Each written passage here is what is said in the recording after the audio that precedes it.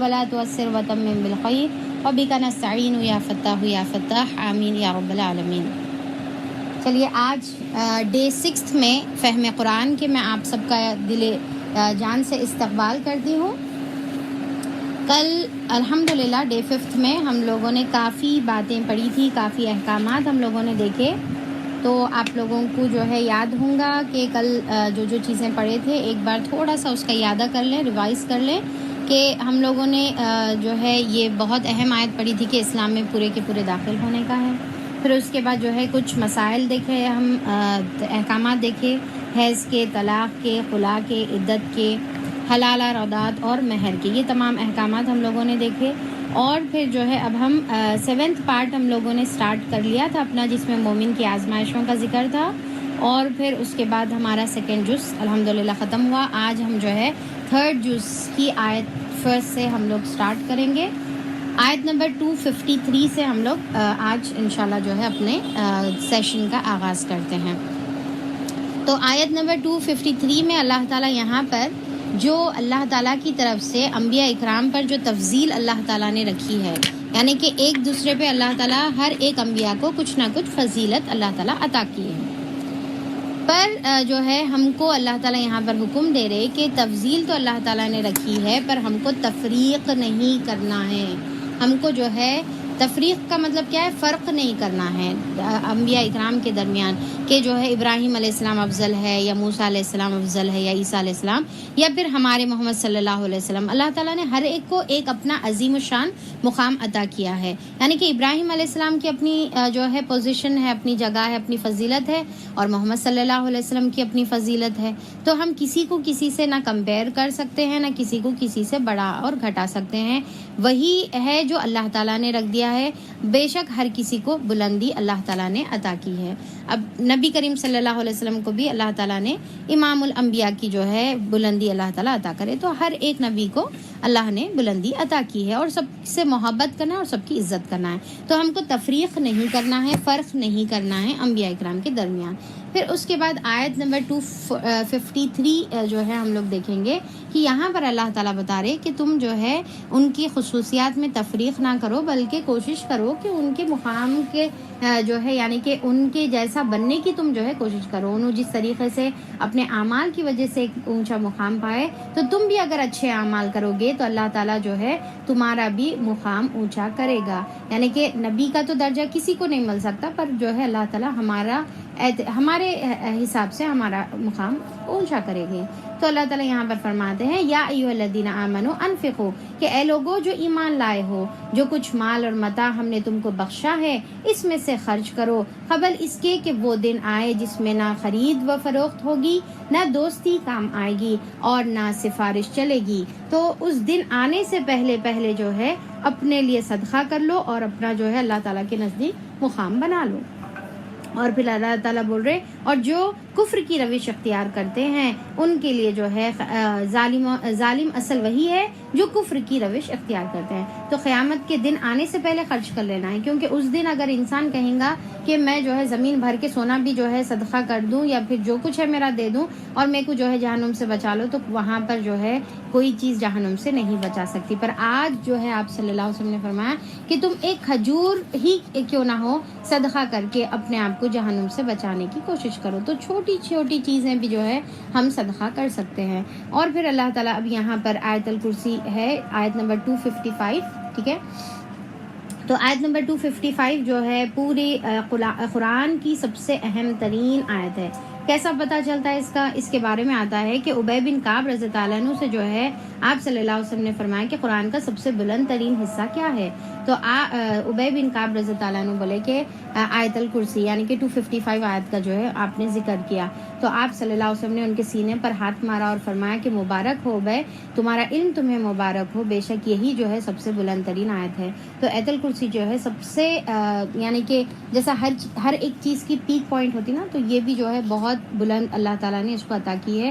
کس وجہ سے اتنی بلندی ہے؟ کیونکہ یہ ایسی آیت ہے جس کے اندر جو ہے ایک ساتھ اللہ تعالیٰ کے 26 نام اور صفات کا ذکر ہے، یعنی کہ 5 تو نام ہے، باقی کے 21 جو ہے صفات ہے، پورے کل ملا کے 26 نام اور صفات جو ہے اس کے اندر ہیں. تو اب یہاں پر یہ آیت میں بہترین طریقے سے اللہ تعالیٰ کا تعارف ہے، اور اسی آیت میں اسم اعظم بھی ہے، حی اور قیوم. ٹھیک ہے، الحی اور القیوم جو ہے اللہ تعالیٰ کے جو ہے اسم اعظم اس کو کہتے ہیں، جس کے بارے میں آتا ہے کہ یہ پڑھ کر اگر کوئی دعا کی جائے تو وہ دعا ضرور قبول ہوتی ہے. تو آیت نمبر 255 جو ہے آیت الکرسی، تو اس کے بارے میں آتا ہے کہ یہ اللہ تعالیٰ کا کلام ہے. آیت الکرسی کیا ہے بتائیے؟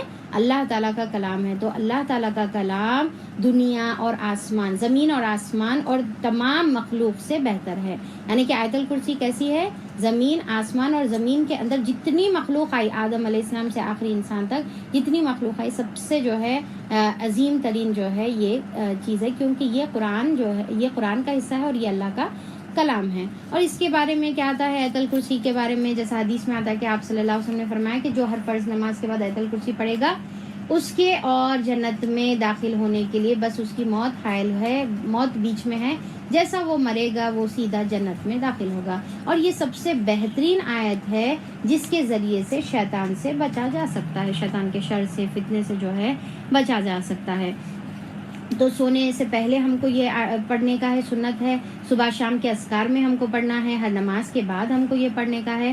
اور پھر جو ہے جب ہم اس کو اتنے بار پڑھتے ہیں، ایون ہم جو ہے نماز میں سورہ فاتحہ کے بعد بھی یہ جو ہے آیت پڑھ سکتے ہیں. حالانکہ ایک آیت ہے پر مکمل اور جامع ہے، تو یہ ایک آیت بھی پڑھ سکتے ہیں، اس کے بعد کی آیتیں ملا سکتے. تو یہ اس کو جو ہے جب اتنے بار ہم پڑھنا ہے تو اس کو کوشش کریے، آج کا ہوم ورک کے طور پہ بھی آپ لوگ لے لیجئے یا اسائنمنٹ کے طور پہ، کہ اس کے جو ہے ترجمہ آپ کو جو ہے دیکھنا ہے اور میمورائز کرنے کا ہے. تو یہاں پر جو ہے اللہ تعالیٰ اب انشاءاللہ ہم لوگ یہ اس آیت کا ترجمہ ہم لوگ دیکھیں گے. آپ لوگ یاد کر لیجئے یہ ترجمہ بعد میں. اللہ وہ زندہ جاوید ہے، جاوید ہستی ہے جو تمام کائنات کو سنبھالے ہوئے ہے. اللہ لا الہ الا ہو، یعنی کہ اللہ اس کے علاوہ کوئی الہ نہیں ہے. اور الحی القیوم ہے، وہ زندہ ہے، ہمیشہ سے زندہ رہنے والا ہے، اور وہ قائم ہے، خود بھی قائم ہے اور پوری دنیا کو جو ہے وہ قائم رکھا ہوا ہے. اس کے سوا کوئی خدا نہیں ہے، اور نہ وہ سوتا ہے اور نہ اسے اونگ آتی ہے. یعنی کہ اللہ تعالیٰ جب پوری چیزوں کو تھامے ہوئے ہیں، قائم کرے ہوئے ہیں، تو اس کو کیسے اونگ آئے گی، کیسے اس کو جو ہے وہ سوئے گا. یعنی کہ اور پھر یہ سونا اور کھانا یہ تمام کیا ہے؟ انسانی کمزوریاں ہیں، اور اللہ تعالیٰ یہ تمام کمزوریوں سے پاک ہے. آیت نمبر 255 چل رہی. زمین اور آسمانوں میں جو کچھ ہے اسی کا ہے. کون ہے جو اس کی جناب میں اس کی اجازت کے بغیر سفارش کر سکے؟ یعنی کہ اس کی ہستی ایسی ہے کہ اس کے جناب میں کوئی سفارش جو ہے اس کی اجازت کے بغیر نہیں کر سکتا. جو کچھ بندوں کے سامنے ہے اسے بھی وہ جانتا ہے، اور جو کچھ اس سے اوجھل ہے. سامنے ہے اور جو ہے اوجھل ہے کا مطلب کیا؟ جو بھی انسان جو ہے ظاہر کرتا ہے اس کو جو ہے وہ جاننے والا ہے، اور جو کچھ جو ہے وہ اس کے پیچھے ہے، جو خود انسان بھی بعض وقت بھول جاتا ہے، اس کو بھی اللہ تعالیٰ جاننے والا ہے. یعنی کہ پریزنٹ، پاسٹ، فیوچر، ہر چیز کا جاننے والا ہے، یا ہمارے دلوں کے حالات کو جاننے والا ہے. کئی ایسی چیزیں ہیں جو ہم سالوں پہلے کر دیے، ہم بھول گئے، پر اللہ تعالیٰ اس کو جانتا ہے. تو ہر چیز اللہ تعالیٰ کو جو ہے اللہ کے علم میں ہر چیز محیط ہے. یعلم ما بین ایدیہم وما خلفہم ولا یحیطون بشیء من علمہ الا بما شاء. اور جو کچھ ان سے اوجھل ہے اس سے بھی وہ واقف ہے، اور اس کی معلومات میں سے کوئی چیز ان کی گرفت ادراک میں نہیں آ سکتی الا یہ کہ کسی چیز کا علم وہ خود ہی ان کو دینا چاہے. یعنی کہ اللہ تعالیٰ بتا رہے کہ اللہ تعالیٰ کا جو علم ہے وہ کسی کے یعنی کہ سوچ میں بھی نہیں آ سکتا. اتنا وسیع اللہ تعالیٰ کا علم ہے، اور اپنے علم میں سے اللہ تعالیٰ جس کو جو چاہتا ہے عطا کر دیتا ہے. یعنی کہ دنیا کی یہ تمام چیزیں اللہ کے علم سے ہی ہم کو ملی ہے. تو اللہ تعالیٰ جس کا جو ہے ایک جیسا تشبیہ جو دی جاتی ہے، کمپیئر جیسا کیا جاتا ہے کہ جیسا جو ہے سمندر ہے، سمندر میں اگر کوئی برڈ جو ہے اپنی بیک ڈال لے اور ایک جو ہے پانی تھوڑا سا اس میں سے لے، تو کتنا پانی اس کی جو ہے بیک پر لگے گا، یعنی کہ ایک خطرہ پانی. تو یہ پورا ایک جو خطرہ ہے وہ پوری دنیا والوں کا علم ہے، چاہے اس میں سائنٹسٹ یا جو بھی جو ہے دنیا کے جو ہے بہت زیادہ علم والے لوگ بھی کیوں نہ ہو، تو وہ تمام لوگوں کا علم جو ہے صرف وہ ایک بوند ہے، اور باقی کا پورا جو اوشن ہے وہ پورا اللہ تعالیٰ کا علم ہے. یعنی کہ اللہ تعالیٰ کا علم اتنا زیادہ جو ہے وسیع ہے جس کا ہم جو ہے تصور بھی نہیں کر سکتے. تو اللہ تعالیٰ یہاں پر کیا بتا رہے کہ اس کی کرسی آسمانوں اور زمین پر چھائی ہوئی ہے. یعنی کہ اللہ تعالیٰ کی کرسی، اب اس کے بارے میں جو ہے مفسرین حدیث میں آتا ہے کہ عرش کے سامنے جو ہے اللہ تعالیٰ کے ایک فوٹ سٹول کی طرح جو ہے کرسی ہے، نیچے جو ہے قدموں کی. اب اللہ تعالیٰ تعالیٰ بہتر جانتے اس کی کیفیت کیسی ہے. ہم اس میں جو ہے تمثیل اور جو ہے تعطیل نہیں کرنا ہے، بلکہ اللہ تعالیٰ کی جو کرسی ہے جو عرش کے سامنے ہے اس کی مثال اللہ تعالیٰ یہاں پر دے رہے. کیسی ہے اس کی مثال؟ کہ اللہ تعالیٰ کی وہ جو کرسی ہے اس کے نیچے جو ہے تمام زمین اور آسمان، یعنی کہ پورے پلانٹ، گیلیکسیز اور تمام چیزیں آپ امیجن کر لیجئے کہ ہر چیز جو ہے اللہ تعالیٰ کی کرسی کے نیچے ہے. ٹھیک ہے. اور اللہ تعالیٰ کی وہ جو کرسی ہے اس سے اگر عرش کو کمپیئر کریں گے تو وہ عرش اور کرسی کا کمپیریزن ایسا ہے کہ بڑا ڈیزرٹ ہے، اور ڈیزرٹ میں اگر ایک فنگر رنگ پھینک دی جائے، ایک رنگ پھینک دی جائے تو وہ رنگ جو ہے وہ ڈیزرٹ کے مقابلے میں کیا حیثیت رکھتی ہے، کتنی چھوٹی رہے گی. تو اسی کی طرح جو ہے اللہ تعالیٰ کی کرسی کے سامنے جو ہے اللہ تعالیٰ کا عرش ہے، یعنی کہ اتنا بڑا عرش کے سامنے کرسی بالکل ایک رنگ کی طرح ہے. تو اب وہ رنگ کے اندر پھر چھوٹا زمین اور آسمان ہے، اور وہ زمین اور آسمان کی ایک پلانٹ ارتھ کا جو ہے ہمارا جو ہے یعنی کہ ارتھ ہے، اور وہ ایک ارتھ کے اندر جو ہے ہم ایک انسان ہیں. تو آپ امیجن کریے کہ ہماری حیثیت کیا ہے اللہ تعالیٰ کے سامنے، اور اللہ تعالیٰ کی ذات اور وہ عرش کا جو مالک ہے وہ عرش والے کی صفت کیسی ہے. تو اسی لیے جو ہے سبحان اللہ و بحمدہ عدد خلقہ و رضا نفسہ و زینت عرشہ و مداد کلماتہ. اللہ تعالیٰ تمام تعریف تیری ہے اور عرش کے وزن کے برابر تیری تعریف ہے. تو یہاں پر جو ہے اللہ تعالیٰ ہم جو ہے امیجن کرنا کہ اللہ تعالیٰ کی ذات وہ تمام علم پریزنٹ پاسٹ فیوچر کا رکھنے والا، اور پھر وہ جو ہے جس کو اونگ نہیں آتی، جس کو نیند نہیں آتی، جو ہے بغیر کسی کھائے پیے چیزوں کے جو ہے زندہ ہے اور قائم ہے، اور پھر جو ہے اس کی ایسی کرسی ہے. تو وہ ذات کیسی ہے، کیسا ہم جو ہے وہ تصور کر کے ہماری پیشانیوں کو اللہ تعالیٰ کے سامنے جھکا لینا ہے. اور جب نماز پڑھیں تو یہ تصور کے ساتھ جو ہے ہم نماز پڑھیں، اور وہ کیفیت کے ساتھ پھر اللہ تعالیٰ کے سامنے جھک کر خشیت کے ساتھ اپنے بازوؤں کو، اپنے نظروں کو اور چہروں کو جھکا کر اللہ کے سامنے جو ہے نماز کے لیے ٹھہرے، اور پھر اس کے بعد وہی امید کے ساتھ ہاتھ اٹھائیں کہ یہ رب جو ہے میری ہر دعا کو سننے والا ہے. ولا یعودہ حفظہما وہو العلی العظیم. اور نہیں تھکاتی اس کو ان دونوں کی حفاظت، کس کی؟ زمین اور آسمان، اور زمین اور آسمان کی تمام چیزوں کی جس کے اندر ہم ایک ہے. تو ہماری حفاظت اور زمین آسمان کی حفاظت اللہ تعالیٰ کو نہیں تھکاتی، اور وہی جو ہے بہت بلند اور بہت عظمت والا ہے، بہت برتر ہے. تو اللہ تعالیٰ کی یہ جو ہے یہاں پر صفات ہے، اور اس کے اندر بہترین انٹروڈکشن ہے. اور اس کے بارے میں جو ہے دائی بھی اکثر بتاتے ہیں کہ یہ غیر مسلمانوں کے لیے دعوت کے لیے فرسٹ آیت اگر ہم پیش کرنا ہے تو یہ آیت پیش کریں، اس سے انٹروڈکشن کرائیں، اللہ تعالیٰ کو انٹروڈیوس کرائیں. یہ بیسٹ آیت ہے دعویٰ کے لیے بھی. تو اب یہاں پر جو ہے جب اللہ تعالیٰ کا جو ہے تعارف کرا دیے تو اب یہاں پر ایک اہم بات آ رہی، کیا؟ لا اکراہ فی الدین، کہ دین کے معاملے میں کوئی زبردستی نہیں ہے. پہلے اللہ تعالیٰ کو پہچانو، اللہ تعالیٰ کو سمجھو، عظمت جانو. اب سمجھ میں آ گیا تو پھر اللہ تعالیٰ کے سامنے جھک جاؤ، اب اس کے دین کے اوپر جو ہے قائم ہو جاؤ، اور اس کے اپنے آپ کو اس کو سپرد کر دو، سرنڈر کر دو اور مسلمان ہو جاؤ. دین کے معاملے میں زبردستی نہیں ہے، تم کو جو ہے صرف بتایا جا رہا، تم کو پکڑ کے زبردستی گھسیٹ کر یا جو ہے ماتھے پر پستول رکھ کر جو ہے تم کو دین پر لایا یا کلمہ پڑھایا نہیں جا رہا، اور ویسا کلمہ قابل قبول بھی نہیں رہے گا. تو پر کیا ہے، دین کے اندر داخل ہونے میں کوئی زبردستی نہیں ہے. پر یہ بات یاد رکھ لیے کہ ایک بار دین میں داخل ہو جائے تو پھر جو ہے دین کے رولز کو فالو کرنا پڑے گا. اب یہاں پر یہ نہیں بول سکتے ارے زبردستی ہے کیا، میں نماز پڑھنے کی کوئی ضروری ہے.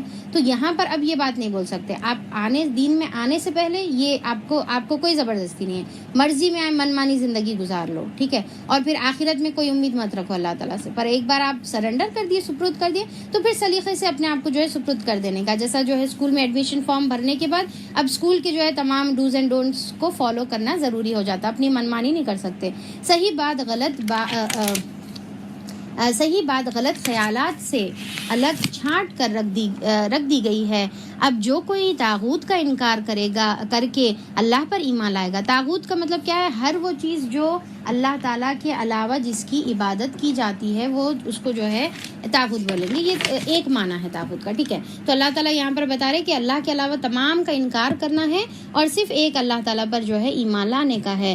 اس نے ایک ایسا مضبوط سہارا تھام لیا جو کبھی ٹوٹنے والا نہیں ہے. تو جو اللہ تعالیٰ کے اوپر ایمان لا لیے اور سب کا انکار کر دیے، شرک کا انکار کر دیے، تو پھر یہ کیسا مضبوط سہارا ہے جو کبھی ٹوٹنے والا نہیں ہے. یعنی کہ اب ہم جب اللہ کو پکڑ لیے دامن تو پھر اللہ تعالیٰ ہم کو اپنے سے ٹوٹنے نہیں دے گا. پھر اللہ تعالیٰ بھی ہم کو پھر ویسے ہی مضبوطی سے ہم کو پکڑ لے گا، دنیا میں بھی اور آخرت میں بھی. اور اللہ جس کا سہارا اور اللہ جس کا سہارا اس نے لے لیا سب کچھ سننے اور جاننے والا ہے. جو لوگ ایمان لاتے ہیں ان کا حامی و مددگار اللہ ہے اور ان کو تاریکیوں سے نکال کر روشنی میں لے جاتا ہے. اور جو لوگ کفر کی راہ اختیار کرتے ہیں یعنی کہ جو ایمان لاتے ہیں ان کو اللہ تعالیٰ تاریکیوں سے نکال کر روشنی میں لے کے جاتا ہے، اندھیروں سے نکال کر اجالے کی طرف، ایمان سے یعنی کہ ضلالت سے نکال کر، گمراہی سے نکال کر جو ہے ایمان کی طرف لے کر جاتا ہے، اور جو ہے غم اور پریشانیوں سے نکال کر خوشحالی کی طرف لے کر جاتا ہے. اور جو لوگ کفر کی راہ اختیار کرتے ہیں ان کے حامی اور مددگار یعنی کہ ان کے جو ہیلپرز ہیں، مددگار ہیں، وہ کون ہیں؟ وہ ان کے جو کفر کی راہ اختیار کرتے ہیں ان کے حامی و مددگار طاغوت ہیں اور وہ انہیں روشنی سے تاریکیوں کی طرف لے کر جاتے ہیں یعنی کہ ایمان سے کفر کی طرف. یہ آگ میں جانے والے ہیں اور وہ ہمیشہ وہاں رہیں گے. کون آگ میں جانے والے ہیں؟ طاغوت بھی آگ میں جانے والے ہیں جس کی عبادت کی جا رہی ہے اور ان کے فالوورز بھی آگ میں جانے والے ہیں. کیا تم نے اس شخص کے حال پر غور نہیں کیا جس نے ابراہیم علیہ السلام سے جھگڑا کیا تھا؟ اب یہاں پر ایک جو ہے 3 واقعات ہم دیکھیں گے. یہ دیکھیں بہت خوبصورت یہاں پر 3rd پارہ شروع ہوتے ساتھ ہی 3 جو ہے کہانیوں کا ذکر ہے، 3 سٹوریز ہے، بہت انٹرسٹنگ جو ہے 3 واقعات یہاں پر ہے. آیت نمبر 258 جو چل رہی، تو اس کے اندر جو ہے کیا ہے؟ پہلا واقعہ ابراہیم علیہ السلام اور نمرود کا ہے، جو بادشاہ تھا ابراہیم علیہ السلام کے زمانے کا، نمرود کا واقعہ ہے. تو اب ابراہیم علیہ السلام نے اللہ تعالیٰ کی کڑے کو مضبوط تھام لیا تھا. تو اب یہ اللہ تعالیٰ اس کی مثال بیان کرے، جو ابھی گزری نا آیت اس کی مثال بیان کرے. کیا تم نے اس شخص کے حال پر غور کیا جس نے ابراہیم علیہ السلام سے جھگڑا کیا تھا؟ کون کرے تھے؟ نمرود بادشاہ. جھگڑا اس بات پر کہ ابراہیم علیہ السلام کا رب کون ہے اور اس بنا پر کہ اس شخص کو اللہ نے حکومت دے رکھی تھی. جب ابراہیم علیہ السلام نے کہا میرا رب وہ ہے جس کے اختیار میں زمین اور زندگی اور موت ہے، تو اس نے جواب دیا زندگی اور موت تو میرے اختیار میں بھی ہے. ابراہیم علیہ السلام نے کہا اچھا اب یہاں پر کیا کرا انہیں؟ اپنے دماغ چھوٹا سا پوچھٹک کا جو بھی دماغ تھا، اللہ اس کی جو سمجھ تھی، تو اب کیونکہ کفر ہے تو دماغ کھلا ہوا نہیں ہے، بند ہے، سمجھ میں نہیں بات. تو اس نے کیا کیا؟ 2 جو ہے قیدیوں کو لے کر آئے، ایک کو آزاد کر دیا جس کو موت کی سزا تھی اور دوسرے کو جو ہے مار دیا اور بولا کہ موت اور زندگی میرے اختیار میں بھی ہے. تو ابراہیم علیہ السلام نے اب دوسرا اس کے سامنے جو ہے مثال رکھی. اب نہیں سمجھ میں آ رہا اس سے تو دوسری مثال رکھے. تو ہم کو بھی سبق ملتا ہے کہ اگر سامنے والے کو نہیں سمجھ میں آیا تو آپ دوسرے طریقے سے اس کو سمجھائیں گے. ابراہیم علیہ السلام نے کہا اچھا اللہ سورج کو مشرق سے نکالتا ہے، ذرا تو اسے مغرب سے نکال کر بتا. یہ سن کر وہ منکرین حق جو ہے ششدر رہ گیا یعنی کہ پریشان ہو کر رہ گیا. تو یہ حکمت تھی ابراہیم علیہ السلام کی، مگر اللہ ظالموں کو راہ راست نہیں دکھاتا. تو اب ظالم کیا تھا؟ حق معلوم ہو جانے کے بعد، سمجھ میں آ جانے کے بعد بھی انہیں جو ہے انکار کرا. تو اس کے لیے اللہ تعالیٰ بول رہے کہ اللہ تعالیٰ ایسے ظالموں کو سیدھی راستہ نہیں دکھاتا. یا پھر مثال کے طور پر اس شخص کو دیکھو جس کا گزر ایک ایسی بستی پر ہوا. اب یہاں پر جو ہے کس کا نام کا ذکر نہیں ہے، بس ایک XYZ جو ہے مثال دی جا رہی ہے جو اپنی چھتوں پر اوندھی پڑی ہوئی تھی. تو ایک شخص گزرا ایسی جگہ سے جہاں پر جو ہے پورا کھنڈر تھا. اس نے کہا یہ آبادی جو ہلاک ہو چکی ہے اسے اللہ کس طریقے سے دوبارہ زندگی بخشے گا؟ اس پر اللہ تعالیٰ نے اس کی روح قبض کر لی اور وہ 100 برس تک مردہ پڑا رہا. تو اب یہاں پر جو ہے آیت نمبر 259 میں اللہ تعالیٰ جو ہے ایک واقعہ بتا رہے. تو اللہ تعالیٰ جب انہیں یہ سوچا تو اللہ تعالیٰ اس کی روح قبض کر دی، 100 سال تک جو ہے وہ مر گیا. بتاؤ کتنی مدت. اب یہاں پر اللہ تعالیٰ جو ہے اس کو مار دیے اور وہ 100 سال تک پڑا رہا. پھر اللہ تعالیٰ نے اس کو زندگی بخشی اور اس سے پوچھا بتاؤ کتنی مدت پڑے رہے ہوگے؟ اس نے کہا 1 دن یا چند گھنٹے رہا ہوں گا. فرمایا تم پر 100 برس اسی حالت میں گزر چکے ہیں. تو اب دیکھیں کہ یہاں پر اللہ تعالیٰ ہم کو بھی یہ مثال دے کر بتا رہے کہ موت کس طریقے سے آئے گی انسان کے اوپر. اس کو جو ہے ہزاروں برس پڑا ہوا رہیں گا یعنی کہ اب جیسا آدم علیہ السلام کے بعد کے لوگ جو مرے تو ان کو جو ہے کیسا دکھیں گا؟ 1 دن یا چند گھنٹے جو ہے پڑے رہے.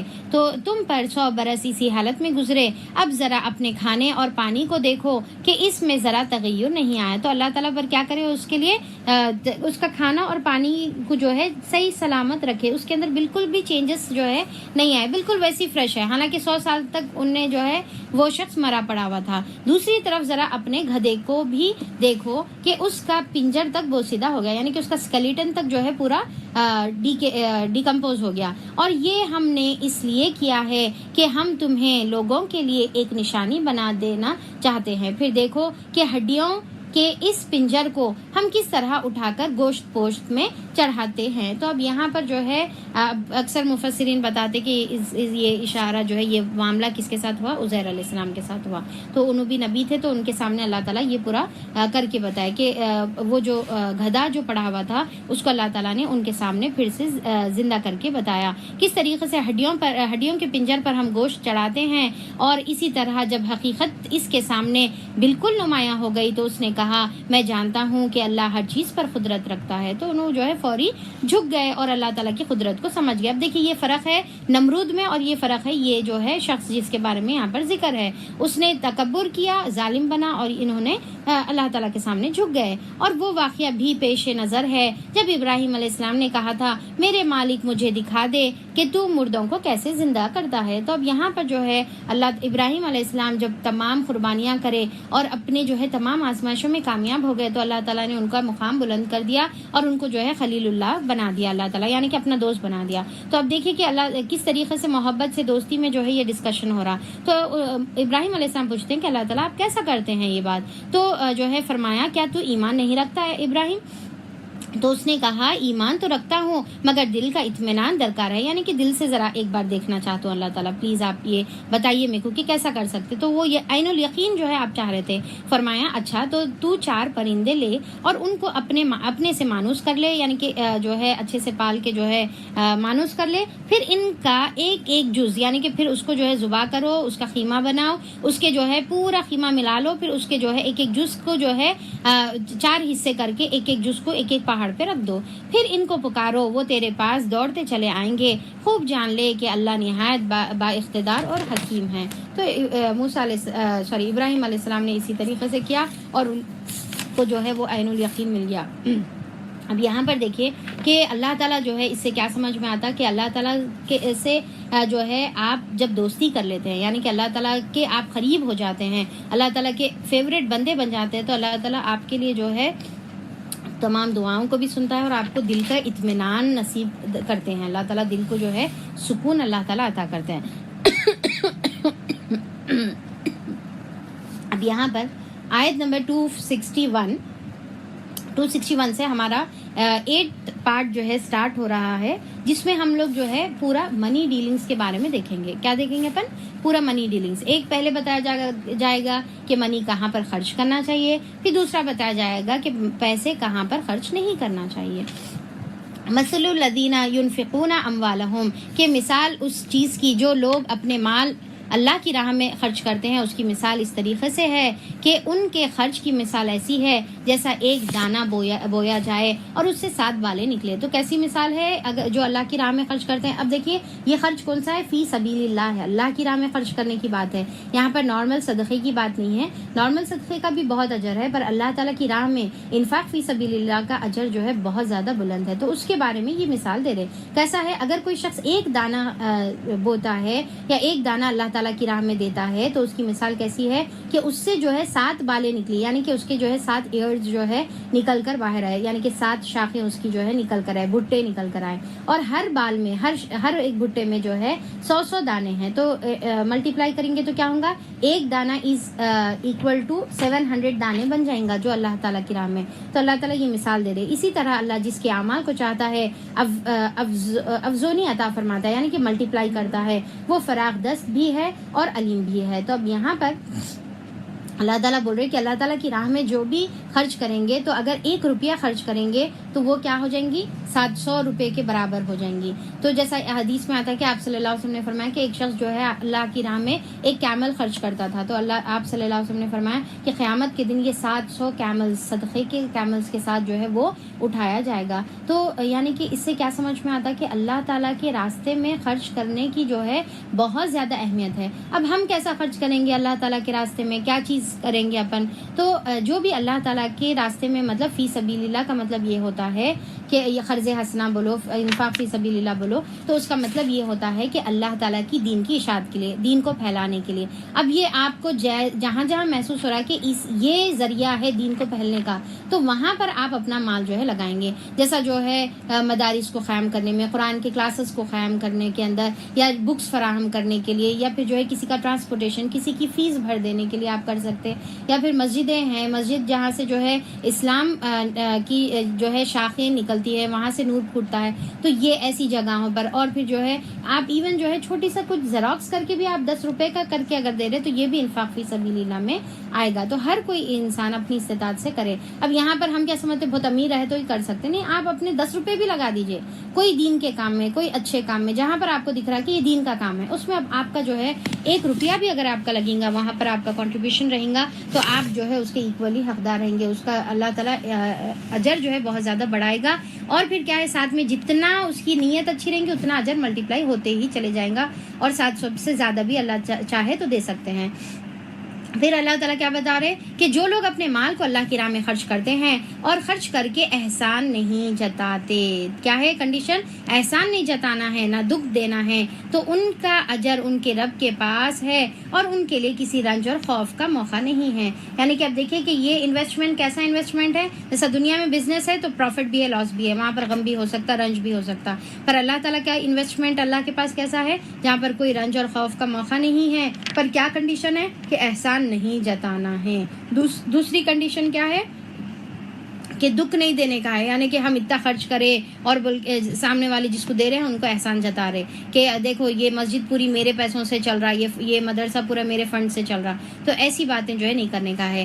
اور اللہ تعالیٰ بول رہے ہیں کہ اگر تم خرچ نہیں کر سکتے تو کم سے کم یہ کرو, ایک میٹھا بول اور کسی ناگوار بات پر ذرا سی چشم پوشی اس خیرات سے بہتر ہے جس کے پیچھے دکھ نہ ہو. یعنی کہ اگر دے کر احسان جتا رہے تو اس سے بہتر ہے کہ مت دو, پر جو ہے اچھی بات اپنی جو ہے زبانوں سے نکالو. پھر اس کے بعد اللہ بے نیاز ہے اور بردباری اس کی صفت ہے. یعنی کہ اللہ کو تمہاری ضرورت نہیں ہے پیسوں کی, بلکہ تم جو ہے یہ خرچ کر رہے تو تمہارے لیے آخرت کا ذخیرہ ہے. اے ایمان لانے والو, اپنے صدقات کو احسان جتا کر اور دکھ دے کر اس شخص کی طرح خاک میں نہ ملا دو جو اپنا مال محض لوگوں کو دکھانے کے لیے خرچ کرتا ہے. تو اللہ تعالیٰ یہاں پر جو ہے اب یہ عام صدقہ کی بھی بات ہے اور انفاق فی سبیل اللہ کی بھی بات ہے.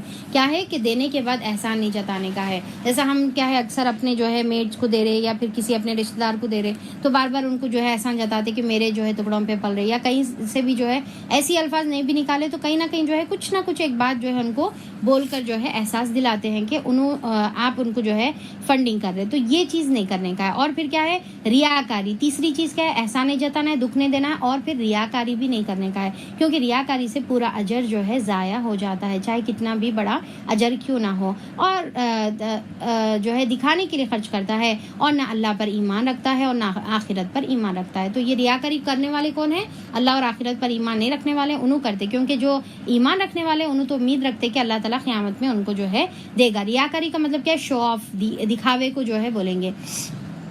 تو اب اللہ تعالیٰ یہاں پر جو ہے اب دیکھیے کہ ہم ایک تو صدقہ کرنا بہت بڑا اجر ہے, پر صدقے کے بعد اس کو سنبھال کے رکھنا بھی بہت امپورٹنٹ ہے. بات کرے کہ جو ہے اپن جیسا اپنی نجی محفلوں میں بیٹھے ہوئے ہیں یا کسی کے سامنے فون پر بات کر رہے تو جو ہے بتا دے رہے کہ ہم ان کو اتنا دیے, ہم وہاں پر اتنا کنٹریبیوٹ کریں, یہاں پر اتنے فنڈز دیے, ان کو جو ہے انہوں ضرورت مند تھے تو میں ان کی فیس بھر دیا, ان کے جو ہے میڈیسنس کا انتظام کر دی. یہ کر کے جو ہے یعنی کہ آپ جتنا کریں مال بھی گیا اجر بھی نہیں ملا. تو جو بھی کر رہے چھوٹا سا صدقہ بھی کیوں نہ ہو اس کو چھپا کر رکھنے کا ہے, اس کو جو ہے لوگوں کے سامنے ریاکاری کر کے دکھانا نہیں, کیونکہ اللہ کی رضا کے لیے ہے, اللہ سے ثواب کی امید ہے, اللہ سے اجر کی امید ہے. تو بس ختم ہو گئی بات. سامنے والے کو پھر جو ہے ہم کسی کو نہیں بتائیں گے. اس کے خرچ کی مثال ایسی ہے جیسے ایک چٹان تھی جس پر مٹی کی تہ جمی ہوئی تھی, پھر جب زور کا مینا برسا تو ساری مٹی بہہ گئی اور صاف چٹان کی چٹان رہ گئی. یعنی کہ کچھ بھی اس کو اجر باقی نہیں رہا, پورے کا پورا مٹ کے ختم ہو گیا. ایسے لوگ اپنے نزدیک خیرات کر کے جو نیکی کماتے ہیں اس سے کچھ بھی ان کے ہاتھ نہیں آتا. خیرات کر کے نیکی ان کے ہاتھ کچھ بھی نہیں آئی. اور پھر جو ہے کافروں کو سیدھی راہ دکھانا اور اللہ کا دستور نہیں ہے۔ تو ایسے لوگوں کو جو ہے اللہ تعالیٰ کافر کہہ رہے ہیں، بخلاف اس کے جو لوگ اپنے مال محض اللہ کی رضا جوئی کے لیے دل کے پورے ثبات اور اقرار کے ساتھ خرچ کرتے ہیں۔ تو اب یہاں پر کیا ہے، اس کی نیت کیا ہے کہ اللہ تعالیٰ کی رضا اس کو ملے، یہ جو ہے اس کی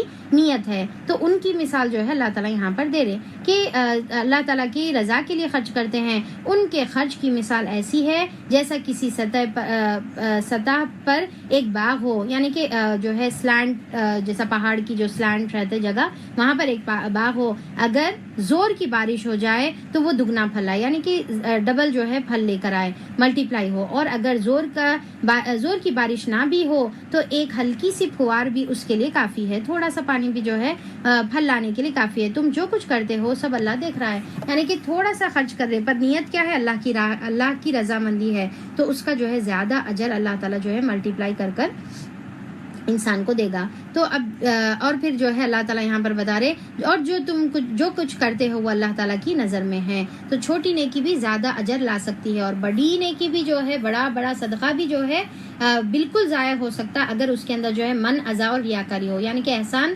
جتانا، تکلیف دینا اور شو آف کرنا اگر ہو تو وہ پورا بیکار ہو جاتا۔ کیا تم میں سے کوئی یہ پسند کرتا ہے کہ اس کے پاس ایک ہرا بھرا باغ ہو؟ اب یہاں پر اللہ تعالیٰ اور ایک مثال دے کر جو ہے ہم کو سمجھا رہے، کیا ایک اچھا ہرا بھرا باغ ہو، کھجوروں کا، انگوروں کا اور ہر قسم کے پھل اس میں لدے ہوئے ہو، اور وہ عین اس وقت جو ہے ایک تیز بگولے کی زد میں آ جھلسے، جبکہ وہ خود بوڑھا ہو گیا ہو اور اس کے چھوٹے چھوٹے بچے کمسن جو ہے بچے موجود ہو جو ابھی کوئی کچھ کمانے کے لائق نہیں ہیں۔ اس طرح اللہ تعالیٰ اپنی باتیں تمہارے سامنے بیان کرتا ہے تاکہ تم جو ہے غور اور فکر کرو۔ تو اب یہاں پر اللہ تعالیٰ مثال کیوں دے رہے؟ تاکہ ہم جو ہے سمجھیں۔ کیا بول رہے کہ جو تمہارا جو بھی جمع پونجی ہے وہ عین اس وقت پہ برباد اگر ہو گئی جب تم بوڑھے ہو گئے اور بچے ابھی چھوٹے ہیں، کمانے کے لائق نہیں ہیں، تو سوچو کہ تمہارا کیا حال ہوگا۔ تو اسی طریقے سے قیامت کے دن جب ہم یہاں پر پورے عمل کر کے جائیں گے اور وہاں پر دیکھیں گے کہ ہماری ریاکاری یا کوئی دوسری وجہ سے ہمارے عمل برباد ہو گئے، جس صدقے پر، جس نمازوں پر ہم بھروسہ کر کے بیٹھے تھے کہ یہ جنت میں لے کر جائے گی، اور اگر وہی برباد ہو جائیں گے تو پھر کیا ہوگا ہمارا حال۔